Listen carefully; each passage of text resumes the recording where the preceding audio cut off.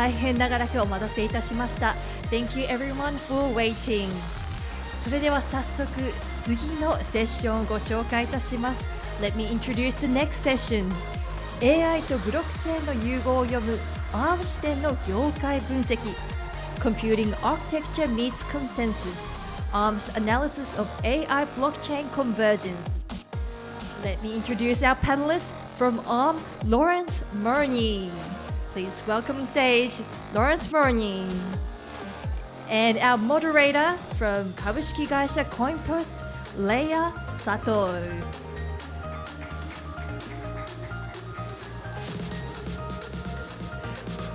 Thank you. You may begin.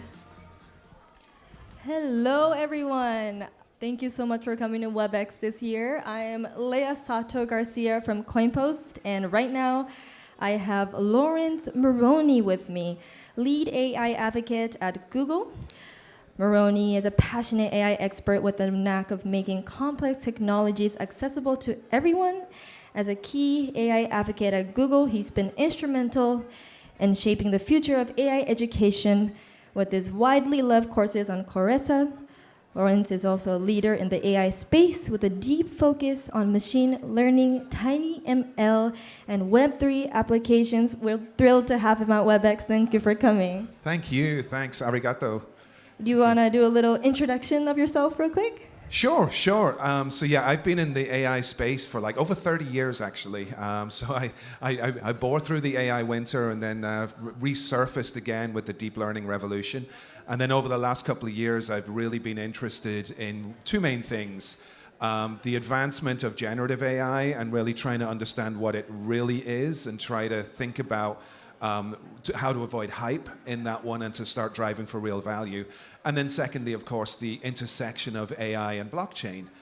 So I've been doing a lot of work. I'm an advisor for Chainlink, if you're familiar with them. So yeah, I spend a lot of time with those folks and like just really trying to get my head around and trying to get their heads around what the convergence of AI and blockchain are.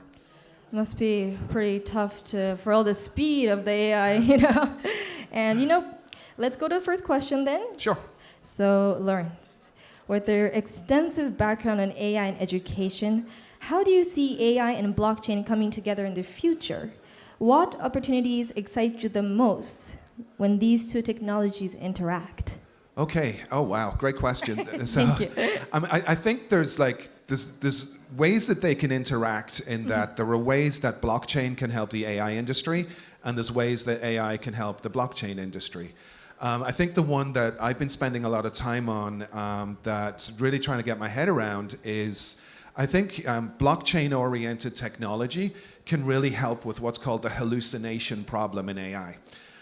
So if you think about it, if you've used any kind of generative AI, things like ChatGPT or Gemini, because they're trained on sequences of tokens predicting other sequences of tokens, that they can often tell you something that's not the truth, but pass it off as if it is the truth. And so classic AI hallucination. But in many industries, such as the financial industry and medical industry and stuff like that, and in the legal industry in particular, the ability for AI to artificially understand long documents is really powerful and really useful. But the danger of hallucinations when they happen, of course, are very dangerous. Think about, like in medicine, if it hallucinates, where it's could be very problematic. So where blockchain has gotten involved, and it's a project that I worked on, where it was like we said, well, what if we think about how science works? So whenever anybody makes a scientific discovery, they usually have to put that discovery through all of their peers and have their peers agree on it and come up with some kind of a consensus. Mm-hmm. Right? So if I kind of come up with some experimental evidence and I can't get a bunch of peers to agree on it, it's not going to be considered a scientific discovery. We can actually do a very similar thing with AI, where we can have, like, for a particular document in finance or legal or medicine or anything like that, have a large language model interpret that document, answer questions about that document, but then do that many times. And then take a look at the many answers that come out of it. And of those many answers, you can actually calculate sentiment on those answers to see if they're the same, or at least to see if they're similar, right? So Chainlink launched a project called Project Calm last year, which was all about for finance to be able to read a financial document and ask a question. And then if the AI gives the same answer to that one, you can calculate the sentiment of an answer as a vector. You can get a cluster of these vectors to see if they're all similar. And if they are all similar, you have some kind of a consensus. And then once you have that consensus, you can publish that on-chain as a golden record. And now you have an on-chain answer to an important question in finance or legal or whatever that is immutable, it's been verified, and it's been validated. And as a result, you know, the hallucination problem with AI can be overcome and can be mitigated in core scenarios using blockchain technology. And that's just one of the scenarios, but that's the one I'm kind of excited about because I've been working a lot in it. Well, now, if you're excited on that, can I ask a little more on decentralized networks then? Sure. Yeah. Sure. So, I mean, decentralized AI, I think, is important because, you know, right now we're living in a world where there are several God models, very large language models, GPT, Gemini, Anthropic, and stuff like that. And most innovation is being built on these large models, but these are centrally controlled. But you're beginning to see a lot of the innovation now happening with smaller models, like 20, 30 billion parameter models. OpenAI just released an open source 20 billion parameter model. Meta have been doing it for a long time with Llama. There's a lot of amazing ones coming out of China, like Qwen and DeepSeek and all of these. So now you're entering a world where anybody can run their own model on their desktop or in their data center and get all the benefits of local AI. NVIDIA last week just published a paper that the hot topic at the moment in AI is agents. And small AI models like this are the key to success in agents. Now, how does this intersect with blockchain? Well, now you've got the whole idea of oracles, where you can sit an oracle in front of a small local AI and have that oracle express or be the interface between, you know, the Web 2 oriented local AI and Web 3 so that you can have the output of these to be on-chain, to be immutable, and to get all of the benefits of on-chain distributed logic and distributed intelligence while having the machines running the models. I think a smart function running on chain is not yet big enough to run even a small 20 billion parameter model, but when you can use an oracle like that to be the bridge between Web 2 and Web 3, now you can have all of the benefits of decentralized AI with all of the trust model of crypto. But talking about decentralized AI, it also introduces complexities. What do you see is the main challenges for running AI workloads on decentralized networks, and how might these be addressed in these coming years? Yeah, so I think the main challenge is actually trust. Trust. Because, you know, I could have a model running on one node of a network, and you could have a model running under your desk on a node of the network, but we have slightly different versions of the model. And then as a result, the same prompt would give different answers. Add all that, you know, hallucination and randomization of models to all that as well. So the ability to be able to create the swarm type mechanism that I spoke about earlier on, to be able to create consensus on smaller models, to be able to then publish trusted answers to common questions on chain. So you have the ability of the oracle to verify that the model that you're running is what you say it is, and you haven't swapped anything else out. Plus you have the ability to be able to publish trusted immutable answers on chain. So then when you do have a decentralized AI network of small language models, the fact that you have a decentralized, trusted cryptographic network with blockchain means that you can actually get the most out of these. Okay. And if you go to trust, we have to now talk about security and privacy, right? Yep. So security and data privacy are major considerations in both AI and blockchain, as you said, coming from the trust. How do you see these challenges evolving as two technology covers each other? And what approaches are the most promising to ensure secure, privacy-respecting systems? Oh, wow. I could spend the whole day talking about please that. Please do. But let me start with secure. Yes. I think one of the dangers with trusting artificially intelligent systems is a thing called adversarial attacks. We've probably seen a lot of examples recently of large language models like GPT have people carefully craft prompts that they send to the model and then have the model leak data that it's not supposed to leak. personally identifiable data, business data, or whatever, those kind of things. So first of all, the ability to create a gateway or a barrier towards adversarial attacks is really important. I think crypto is one of the ways that you can get that.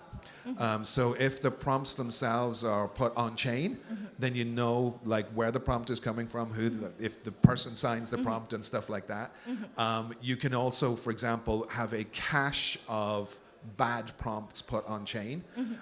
This cache is then immutable. So an AI system could then take a look at this cache of bad prompts, and if a prompt coming in is close to something in that, then you can reject it easily. So again, to prevent those types of adversarial or prompt injection attacks. And then the idea of like, yes, you could say, well, today you could build that with a traditional system. You could just throw all the bad prompts into a database, but then you have to trust that database, right?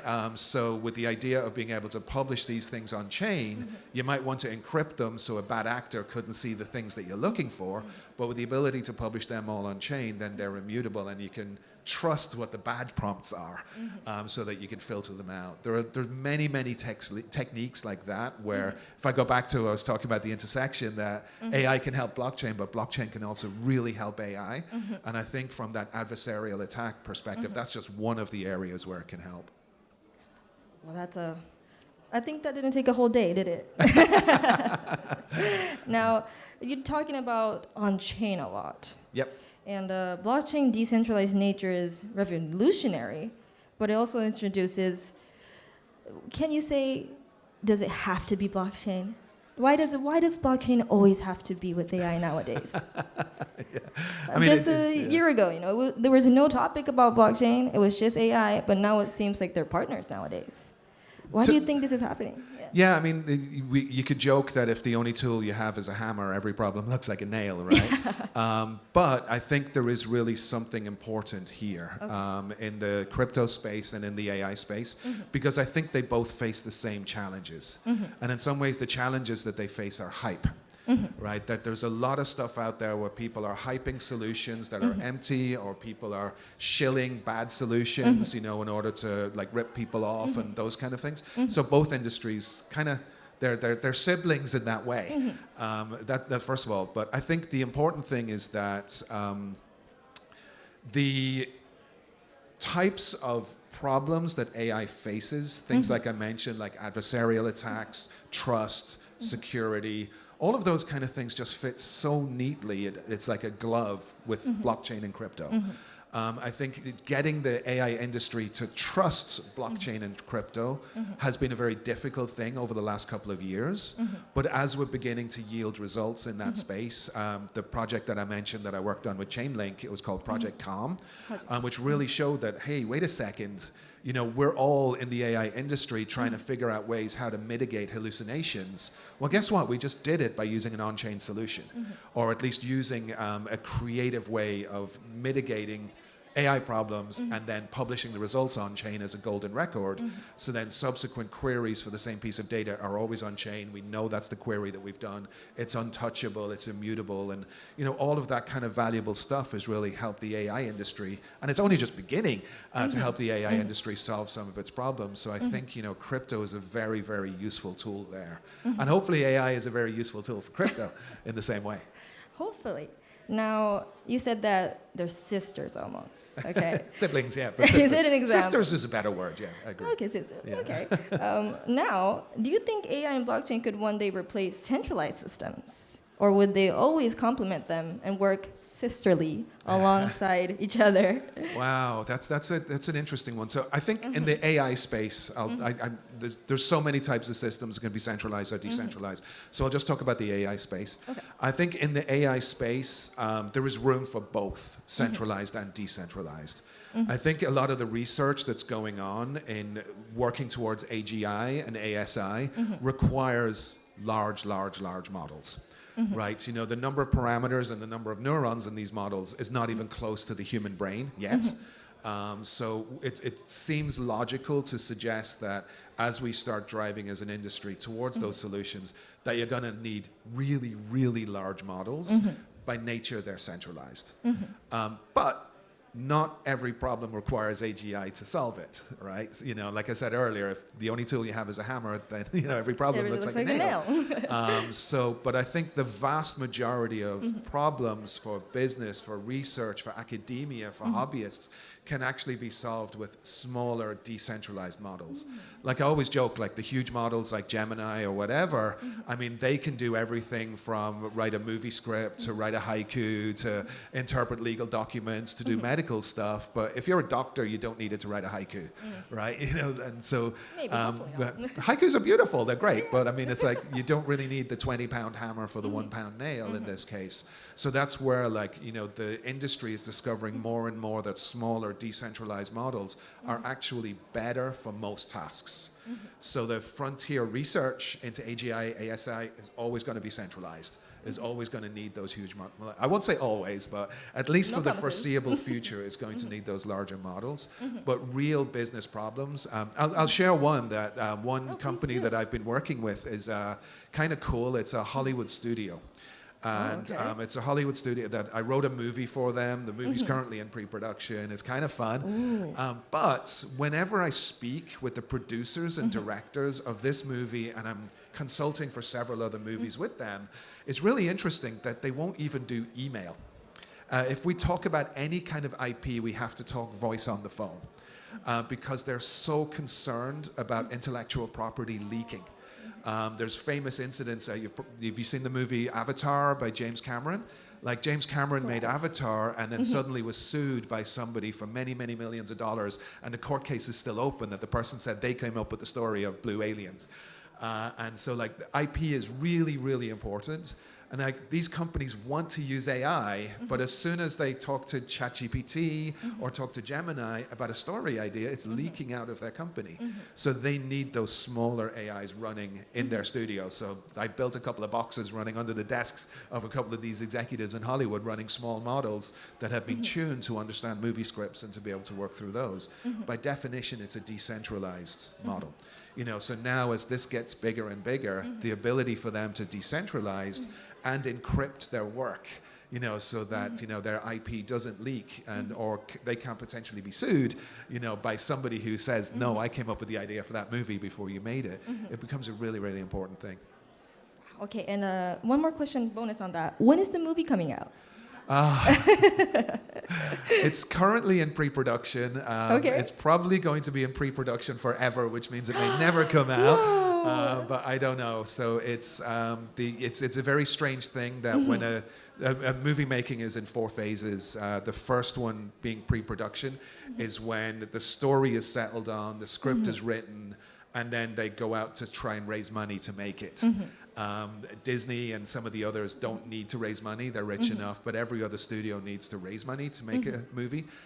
So what they do is they go to every market in the world and sell the idea. And if they can get 50% of the budget from the movie from selling it in other countries, then somebody will loan them the other 50% so they can make it. So they've been out taking it on a tour, trying to sell it in China, trying to sell it in Japan and stuff like that. So it's, I don't know if it'll ever be made. About 1 in 50 movies that reaches this stage actually gets made. So I've a 2% chance. So maybe if we're on this stage next year, I'll be able to update you. But, let's do a movie theater next year. It's called Vital Powers, by the way. So look out for Vital Powers. Yes. Okay, and if you look it up, can you see a little script of it? No, because of the whole IP leak thing I mentioned earlier. So you can see his book in a Japanese bookstore, though. Yeah. I went to Tsutaya. Book off, you said. It's Tsutaya. Tsutaya. I went there last night and I saw one of my books on the shelf. I was really happy. Can you believe that? Yeah, it's always nice. Now, you have a book out. You have your own movie almost coming out. Yep. I want to ask about the future now. Yep. Now, looking ahead, what is your vision for AI and blockchain over the next 10 years? Okay. And I would like to see 2 perspectives on this. One is what your heart wants. Okay. What you have been teaching for, what you've been hoping for. And one for business and realistically. Okay. Wow. Do I get the job if I answer right now? Oh, yeah. Hire right now. We're open. So I think where I see it in 10 years, it's hard to tell where AI is going to be in 10 minutes, never mind 10 years. So, but where I see AI heading in the next 5 to 10 years is really that bifurcation I spoke about earlier, where the larger models, a lot of investment is being made to drive towards AGI and ASI. I personally don't think we will get there as quickly as people like Sam Altman and Elon Musk are saying. I think it's going to take a little bit longer. But I do see there's a lot of time and effort and investment going into that space. So like over the next 10 years, what I find particularly exciting about it is that we will learn a lot more about our own consciousness as we start building better machine consciousness. And I think we're already seeing that to some extent. Okay. So a lot of like, you know, when you ask 10 different people what AGI is, you're going to get 20 different answers, you know, that kind of thing. And a lot of it is just really kind of defining what that's going to be and understanding important parts of consciousness. So I think there's a really exciting thing there that I'm really, you know, when you ask about in my heart, I think that's part of it. Can I ask one question on that? Sure. What is the beneficial for us humans for AIs to build consciousness? There we go. Yeah. Ooh, I know. So I don't think it's going to be building consciousness. Okay. So I think the idea of building AGI or ASI, one of the exciting parts of it is will help us understand our own consciousness better. I think what we see today, or at least as we project forward to what we think AGI and ASI are, it's an AI that can pass tests at a human level, you know, better than a human can. Right, but that's a really bad way of looking at it. Yeah, I know. Right, you know. So I mean, but that's the way that it is being looked at by the industry. So I think, you know, that's one of the challenges that the industry has to overcome. And I think a lot of the there's a lot of immaturity in the industry. Like the two people I mentioned, they've had like fights on Twitter and stuff like that. And it's like, you know, I don't see them being capable of shepherding us towards an evolution in humans through AI. But I do see as artificial intelligence systems are getting better and smarter and faster, that we can learn a lot more about ourselves. And, you know, from that one, hopefully we can, I have more of a utopian viewpoint than maybe some others in my industry, but I think, you know, once we can overcome a lot of the difficulties that we have, like, for example, in the workplace, you know, how many of us spend 40 hours a week working, but of those 40 hours, maybe only 5 or 10 of them are our core job, and the other 30, 35 of them are the things that we have to do to be able to do those things that are our core job. What if you can flip that ratio on its head? You know, those kind of things and that's where I think artificial intelligence will really, really help in the business and in the workplace. And that's where I begin to then have the utopian vision for it, because now it's a case of, if I'm able to, the part of my job that I love is those 5 hours a week. The part of my job that I don't like is the 35 hours a week, the plumbing that I have to do those.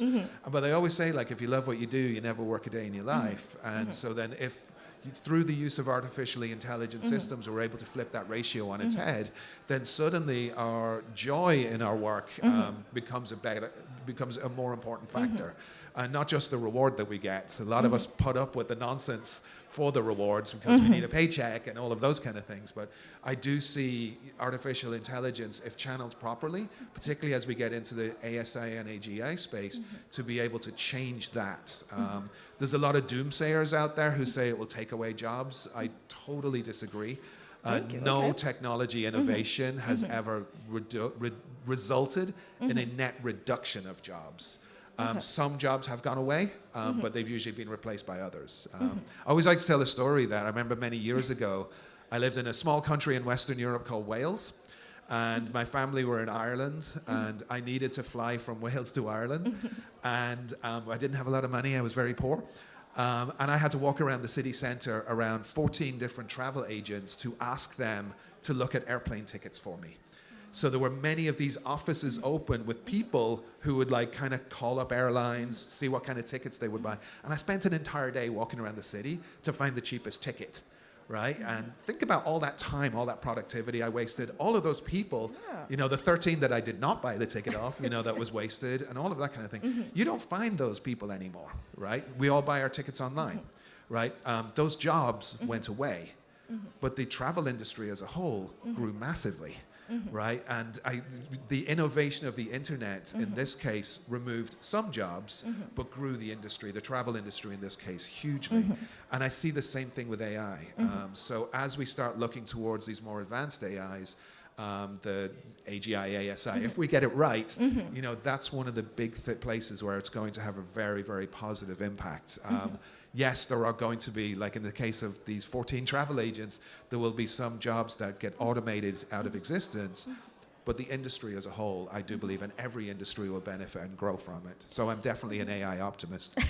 Now, what is your most excited, optimistic job that's gonna probably have less people, but gonna go way up industry-wise? That's that job that's gonna come next?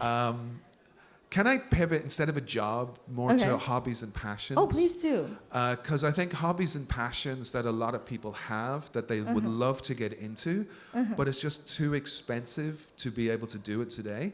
I spoke a little bit about Hollywood. You know, even like working with the folks in Hollywood, I was lucky enough to sell a movie to a studio, but 1 in 50 of those movies get made because of the difficulty and the expense and all of that kind of thing to do it. And maybe 1 in 1,000 people gets to the point where I'm at, where I was able to sell something to them. But if people are passionate about a thing, like, you know, creating art, creating movies, writing, any of those kind of things, the fact that you can automate a lot of the drudgery, right, and let your own creativity shine is one of the things that is becoming possible in ways that's never possible before. I know, again, there's a lot of negativity around generative AI stealing from writers and artists. And I have to acknowledge that some of the companies have trained their models on stolen stuff.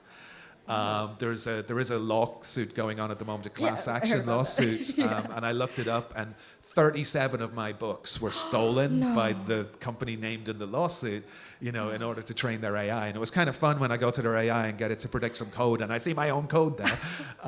You know, but so like as an industry, these kind of things need to change and need to be fixed, and they will. But things like that, where people have a passion, people who want to create, people who want to, again, I spoke about overhead in your job in order to be able to do the real stuff, but there's also all this overhead in your life in order to be able to do the real stuff. And to be able to reduce a lot of that drudgery and automate a lot of that is where I see, you know, I'm particularly passionate and excited for. There's so much excitement, so much to look forward to. We thought the AI was going fast, but there's a long way to go. We are 3 minutes, so this is going to be the last question. But transformative possibilities. Now, beyond current trends, how could the AI and blockchain create entirely new forms of society, human experience that we haven't imagined yet? We have to shorten it, but I'd love to hear it. Can't do that in 3 minutes, but I think a lot of the stuff that we covered already. The transformative nature of small language models and small AI models in a distributed environment, when that distributed environment can be trusted. I think that's one of the things that's going to be massively powerful, transformative, not just for people's lives, but also for business. It seems every year has a buzzword, like the 2025 was the year of the agent. I think 2026 will be the year of the small language model. And I think, you know, the small language models then will be, their effectiveness can be greatly unlocked by making them, by having an oracle sitting in front of them and making them trusted when they're on chain and their results on chain. Wow. I think we made it. Yeah.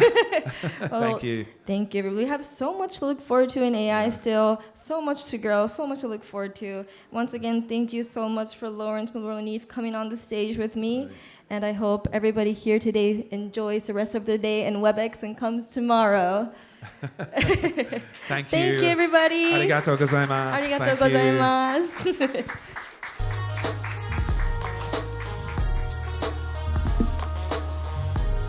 Thank you very much, Mr. Moroney and Ms. Sato, for that very enlightening discussion. All right.